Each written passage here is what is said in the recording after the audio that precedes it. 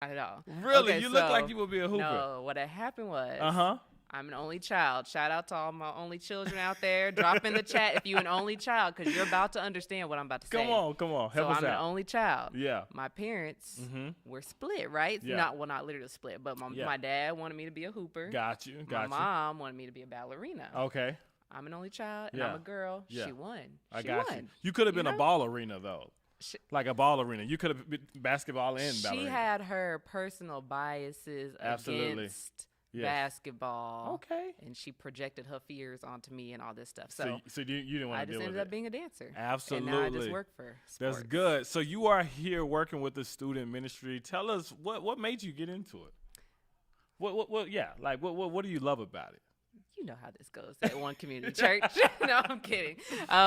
I came to one community church about Yeah. 2.5 years ago. Absolutely. Have loved it ever since. I tried to duck in and out for a little while. Yeah. That didn't work for long. Come on. Got picked up by the SYA ministry. Come Shout on, out to SYA. Shout out to Some of y'all high schoolers, y'all gonna be Absolutely. bridging over to that ministry Come soon. on. And I got just swooped up into service, and That's I loved good. it. Loved That's it good. ever since. And then after COVID hit, Mm-hmm. I got snatched Absolutely. So by you the love students work. ministry. What part would you say like I just love working with students or You know what? I love working with students. Absolutely. I enjoyed like my college kids while I was at That's the college good. scene, and then when I came home, my basketball team is high school boys. Come I on. love working with high schoolers. So you coach you're working with high school boys. Mm-hmm. That is man, come on, give it up for Miss Bree. Ain't that a different breed? That's absolutely amazing to Prayers see. were needed because I y'all know would say y'all this, are a Miss mess. Bree. I went into working with youth just simply because I wanted them to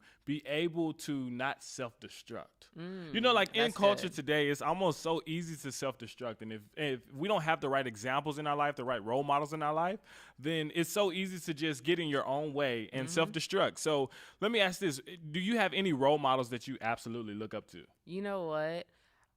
One of the reasons that I was so passionate about that, and I hadn't like volunteered myself for student ministry, but one Yeah. thing that I am so passionate about, so I'm so glad God has pulled me into this, is because Yeah. I want young ladies in grade school to have a model Come on. of, Christian walk Yeah. that I never had. Absolutely. Like, Why is that important? Why would we It's say so that's important because, and the cliche is, y'all get tired of hearing your parents' voice at Yep. this age, so you Absolutely. need a second voice Yeah. that is, kind of echoing what they say, but you don't have to hear them say it all the time. Absolutely.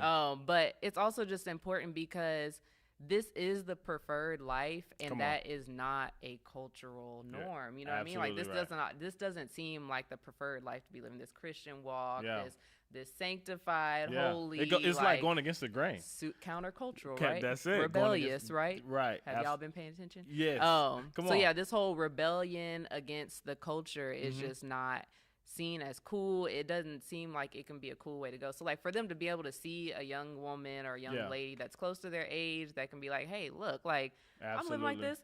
I'm Yes. still cool. Like I can still have fun, but like it's not all like boring Yeah. and Absolutely. So I would say, like, all that good stuff. I've had so many different role models in my life, and one of the role models that I literally remember is going into my 10th grade year. I actually had quit football, and my high school coach was one of the role models that I still to this day will remember. He called me a man in a boys' locker room, and I didn't understand what that meant at the time because I just wanted to, live life any kind of way. But I now understand that he seen the leader in me and the potential in me to call me the man in the boys' locker room. And so it made me want to act as if that, And so I think role models are so huge because it gives us accountability for one. And it gives us someone to look at and say, I can be that way. I can walk in those footsteps because today it's so easy to get distracted by everything else. Oh, yeah. So easy to get distracted by everything else. Social media, so easy to get distracted by. I mean, literally, we can talk about some of these TikTok trends that's been going on. Absolutely. I refuse to get TikTok. So you don't have Don't at me. you don't have the app. Do not at me. I won't get it. All my kids Absolute- are like, why won't you get TikTok? Yeah. No. Not gonna do it. Yeah. So yes, classy, boozy. Sorry, ratchet. I digress. Yeah. Anyway. So I really don't mess with the I don't mess with the app too much either. But I will say this: that on the platform, there's some ways that we can be good on that app as well, and we can spread a good message on that app as well. So whatever gift that we have, we must be able to say, "I'm going to use it for the glory of God." Right? Absolutely. So I just want to see what you guys are talking about in the chat, and I want you guys to tell us some amazing experiences that you're having. And once again, give Bree a shout out in the chat as well. And so, Bree, we're getting ready to start this series on habits, right? Okay. So the series is really just talking about habits. How can we create habits to become connected to God, right? But I want to just talk about some good and bad habits that I have, right? So one habit that I absolutely have that I think my wife just probably cannot stand is I will walk in the house and drop everything. Like, the moment I walk in the house. I feel like sometimes my life is so busy that I just drop everything. I walk in the house, I kick my shoes to the side, drop my bag, everything. Just at the door. At the door. In the walkway. In the walkway. Absolutely. Oh, no. Yeah, so if my wife is watching this, I apologize in advance. I'm sorry, but Morgan. That's definitely something that I would do, And so that's one of the bad habits that I've just created. But I would say, what is some of your bad habits that you have? First of all, that's slightly trifling. Stop doing that. She called me trifling. Okay. Second of all, yeah, my bad habits would probably be my procrastination. That's the first one that comes to mind. Yeah. Ooh, procrastinating. Absolutely. And it's something that I've been raised in. Yeah. And that I was modeled to me my whole life, but I've learned that I cannot use that as an excuse, and I have the power to break that, it's just going to take work. So do you think in this culture that, procrastination is huge? Do you think that's an issue? What do you think? Or do you think it's just a personal thing? Is procrastination biblical? Is it biblical? That's what I was about to say. Is that really we like got a question from the audience that said, is procrastination biblical? Is it God honoring? Procrastination, I believe, is not God honoring because I think that procrastination can hinder you from working in excellence or performing in excellence. When I'm procrastinating, I'm probably not showing up to work on time. Absolutely. And okay, I work at the church right now. Okay, cool. So we all love Jesus. But let's say I was working somewhere that was not a Jesus-filled place. How I operate in that place, or even at school, how you operate at school, you are a reflection of Jesus in every way, shape, and form. So like procrastination will have you not working in the most excellent way. Yes. Which is what God has called us to do. Absolutely. As his reflection. And I would say with that's it's Bible. huge for me. That's something that I also struggle with as well. I feel like getting things done at the last minute just makes me feel like I've done it, or makes me feel like, okay, it's because it's the last minute, I can just kind of hurry up and do it and hopefully turn it in. But I agree with you. I don't feel like I walk in the spirit of excellence when I procrastinate. Right. Absolutely. So that's a huge habit. That's a bad habit. That's a bad habit that we probably both should break. Might need to take. Is there a class for that? Y'all got any advice on that? Exactly. I'm trying to break that for a while. Y'all let us know what your bad habits are in the chat, but don't tell yourselves too bad. But let us know what your bad habits are down in the chat. Not too bad at all. Okay. So do you have any good habits where you can say this is something that I enjoy doing? Good habits. Ooh. Working out. Ooh. Yeah. That's huge. First thing that came to mind was my quiet time. Come on. And then working out. So I probably should say quiet time first because I have to have my quiet time. But yeah, quiet time and working out. Those are my two good habits. Break that down for us. What does that mean? Quiet time means getting up early in the morning so that I can start my day with the Lord. Okay. That's so just you it. Start your day off with the Lord. Is this every day? Yes, it's every weekday as long as I have a rhythm. I know. Come on now. You don't know my life. You don't know my life. Tell him, Bree. Tell him. No, but I'm not gonna lie to y'all. Because we don't laugh in here. Come on. My quiet time starts at each beginning of the day, like whenever I have a rhythm. If I fall out of a rhythm, then it ain't happening. But as long as I have a rhythm going, then I'm getting up every morning, early in the morning to do my quiet time. Absolutely. So let me ask this, and I can probably answer with you. I don't want to feel like I'm just interviewing you. I know, because that's what this has turned into. Yeah, absolutely. It really did turn into this. But what are some tips or some ways that we can be better in our quiet time? Like, do you have any? I think one thing that quiet time tends to, one thing that has benefited me in my quiet time is learning to just sit and let God talk. instead of just is that what it? I guess that's the term to put on it. Scripture or something, and then you just kind of say, okay, Lord, yeah. And sometimes I do it the opposite though. Sometimes I sit there and say, what do you want me to read? Come on. And it sounds so crazy, but like sometimes I'll just open up and we say coincidence, but there ain't no coincidence. Like if I really am like, God, like what do you want me to read? Like he'll really put a scripture on my heart, just like a random like book, and I'm like, okay, sure, I'm gonna go here. It's got a word like exactly for my day and for my season. So it's either I read and then meditate on the word, or I just sit there and just talk to him and just like, or I'll just sit there and be quiet and be like, God, you speak this morning. Good. So that's so good. So one tip that I would give is like start small, right? Like I think sometimes when we want to create these habits, we think like I want to go from 0 to 100, right? Like start small. Sometimes it's okay to just sit in the quiet. You're exactly with right. God. Just sit there in the quiet with God. You don't have to know what to say. Or even just say, hey, today I'm just gonna read a scripture. Today I'm just gonna memorize a scripture. Today I'm just going to read a small devotional. This week I'm going to read a chapter, Or ladies, if you're like cute and aesthetic, I'd be writing my little sticky notes and put them on the wall. Okay, so just pick you a couple of verses, write them on a sticky note, put them up on the wall. Words of affirmation? Cute. Well, like verses. Okay, that's so good. Like, just some little verses that stick out in the Bible. Just that's good.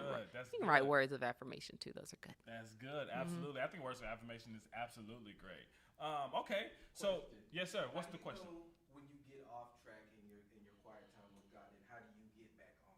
Ooh, that's a good question. So the question was, how do you know when you get off track with your quiet time with God, and how do you get back on?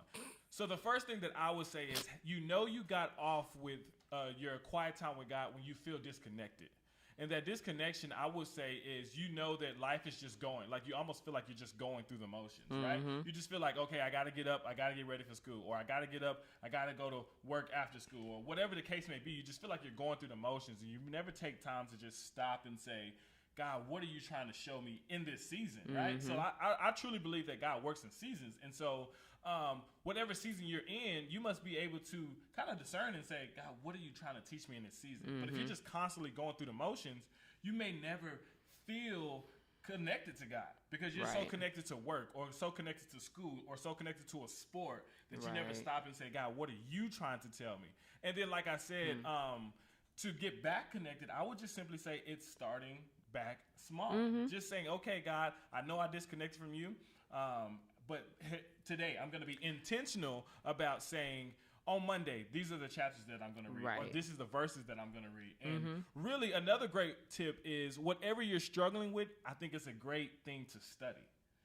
So if you're struggling with loving others, or if you're struggling with self-image, or if you're struggling with depression, and if you're struggling with anxiety, I think it's so good to have that word in you and to study those specific things so that you know what God says about you and to know what the word says about you so that you kind of can fight against the two. That's huge. What you got? Yeah.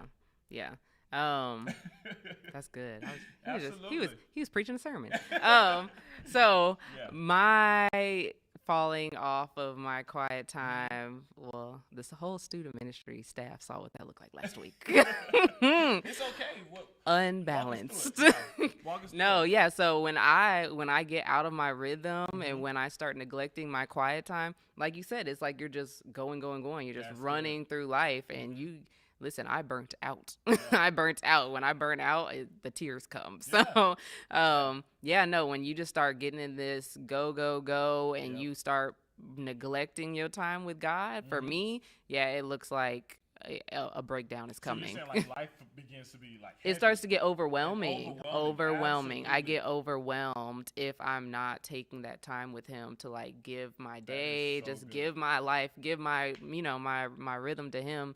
And I get overwhelmed and I will cry. How did you get back on track? Like what did you do to kind of bounce back from that? And unfortunately, it took me getting to a whole breakdown point to be like, oh no, I need to get back. Oh, that's so good. In my quiet time. And you don't want to get to that point. So like like I should have recognized before that breakdown, hey, you not spending your time. And I did every day. I was like, oh, I'll do it at night. Oh, I was like putting it off. Yeah, And then when I finally got to that breakdown, I was like, oh, no. We start today. We're going back to our quiet time. So and I think it goes back to this, Bree. I think it goes back to prioritizing, right? Yeah. So many things, like one of my coaches, he would always tell me, keep the main thing the main thing. And I think sometimes we try to allow life to show us or tell us what's important, when sometimes we must say God has to be first. Well, not sometimes, but all the time we must say God has to be first. And so I have to start my day there, and I have to end my day there, you know? And so when we put God first, then all things, all the other things, just it's almost a little bit easier to deal with. And it takes that weight off of you, you know? But I think when we're just going through the motions and life is just happening so fast, especially as a teenager. I mean, I can remember as a teenager, I was trying to balance how to play football, basketball, track, school, what else? Work, relationships, dealing with my parents. Right. I mean, it was so many things that I was dealing with that I just was going through the motions. And so I almost neglected my relationship with Christ and didn't prioritize my quiet time with him. Right. So I think that's a great habit to start. Remember, we said start small and then also prioritize it and make it intentional. Yeah. The Burley said that basically your quiet time brings you consistent quiet time brings you a peace, and you don't have that same peace if you're not consistent with it. That's huge. Yeah. Come on, Burleys. You do. That's so I don't good. know which one of the Burleys this is. All the Burleys. All the Burleys done. We definitely done appreciate preached to that. us. So And the people want to know how you spell your name, though. I know they was clowning your my name? your name spelling in the chat, Kendall. So, okay, my mama wants to be a little extra, and she wanted to put an H in my name. So it West is Texas. West Texas, right? Texas. KENDAHL. So the H is silent, so don't come with Kendall. Don't do none of that. It's Kendall, okay? Kendall is simple. KENDAHL. And y'all don't play him too much. He ain't choose this life. Yeah, I didn't choose this. My mama did this. And then the crazy thing is my wife named my son right after me. I begged her not to, but she didn't. Absolutely. It's okay. So bless his heart as well. It's a beautiful name. It's Yes. fine. We hope so. So Pastor Kendall, you were talking about in high school, Yep. you were considered the man Ooh, in the. I wouldn't say the man. What but was your nickname in the locker room? So the man in the locker room. That And was it you? simply was because he seen the potential leader in me. Okay, so you had that potential leader in you, as do like many of our, even student leaders and our Absolutely. students. So Yes. you were, already like looking a little different than the people around you in Yes, high ma'am. school. How did you? So one thing that I've asked my girls in my quiet time is like, how in high school can you even start to look different than the people around you? It's like, what habits did you start cultivating in high school that That's a made you great start question. looking different than Absolutely your great surroundings? question. I would say I had to become comfortable with myself.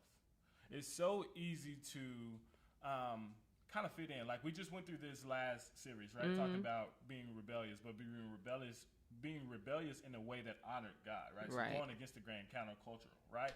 And so I would say you have to become comfortable with that. And sometimes you're going to be isolated. Sometimes you're going to, have people that make fun of you because you're different. And sometimes you're going to have people that say, hey, he only goes to church all the time, whatever it is. But you have to be comfortable in that. And the way I got comfortable in that is I knew what God said about me, so it really didn't matter what others said. My parents have always told me it's not what they call you, it's what you answer to. Okay. And so I truly believe that, and I stand on that and saying I know that God called me a masterpiece. I know that he called me fearfully and wonderfully made. And so I have to stand on that, regardless of the friends I may lose, regardless of the situations that I may be put in, I have to stand on that. Now, was it easy? Absolutely not. Like, it was really hard. It was times where I was like, why don't I fit in? It was times where I was like, why do I have to go to church when everybody else is going to the party? Right. Like it was times where I just wanted to fit in, but I now know that if I would have fit in, my life probably wouldn't be where it is today. And so I thank good. God that I didn't just kind of give in to the influence of the people that were around me. But I would say to build the habits was I had to get in the Word, and I had to constantly pray and say, God, what are you showing me that I'm not seeing, And so he was just showing me that I was different. Okay. What you got? That's awesome. So Pastor Kendall was already like a young pastor in the making in high school. So Absolutely do you not. think that this generation, yeah, and even kids that weren't as pastoral yeah, at this age, can they adopt? Is it even realistic for this generation to adopt those habits? Like I feel like this generation is like, the culture is so consuming, even more consuming than back in our day. You know what I mean? Because of the heaviness of social media now. So what habits would you, out of what you've experienced, what habits would you suggest to these students to start? What were a couple of habits that you would suggest that they start implementing on their day-to-day to start looking countercultural? Such a great question. So I would say the first thing is you must know who's around you, who's in your corner, where your influence is coming from, right? Circle. So watch your top 5, your circle, because this is where I found myself. Even though you're saying, he was pastoral at a young age with all that, I would say this. There were some people that had influence on my life that pulled me in a direction when I actually was trying to pull them in a different direction. But because I wasn't completely confident in who I was and wasn't always in my word and didn't have that almost good connection with Christ all the time, that I began to follow their influence. And so you must be careful about who's around you, and so even if that's self-reflecting on where are my friends headed in the right direction, and are they adding value to my life, or are they distracting me from what's important? So definitely I would say that my dad told me this, and it would always stick with me, that you are you are the sum or the result of the people that you hang out with. That's huge. So I would say self-reflect. Who's around you? So that's another good habit that you can adopt, is just saying, hey, I know that, Christ calls us to be in the world, but not of the world. So I must look at your circle. Yes. Who's in your circle? What's going on in your environment? And then the rest is just kind of having that relationship with Christ and building it, but being consistent in it, That's good.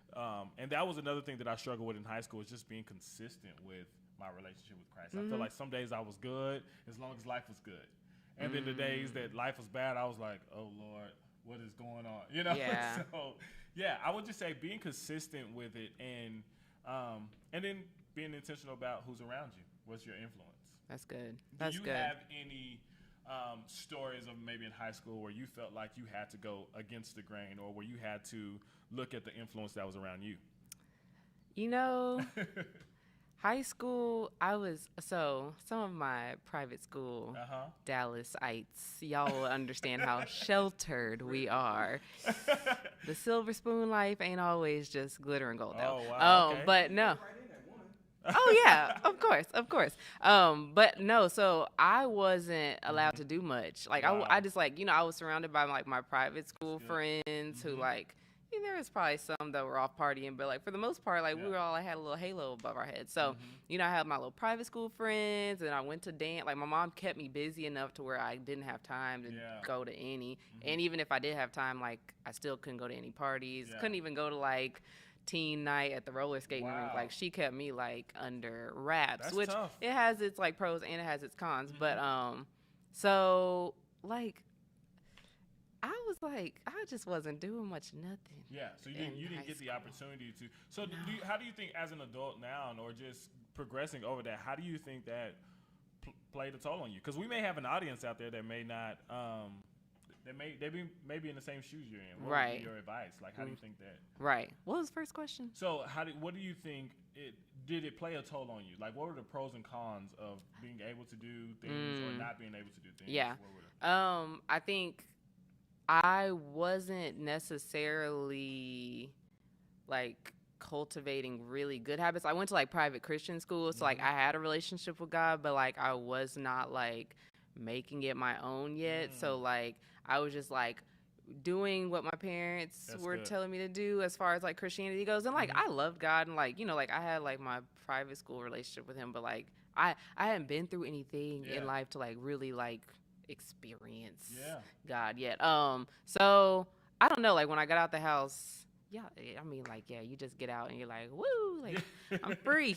And so having that sheltering, I think it had its cons, because then you get out and you're not prepared for what you're gonna run into, and then you run into stuff, and then you're a little curious George out here, I have never been able to see any of this stuff, but then also there's that there's that, it's biblical, like train a child up in the way that they should go. Good. When they grow old, yep. they won't depart from it. So like, yeah, I went out and I reeled myself right back in. So like, you know what I mean? Like, it was like that had been ingrained in me for 18 years. So sure.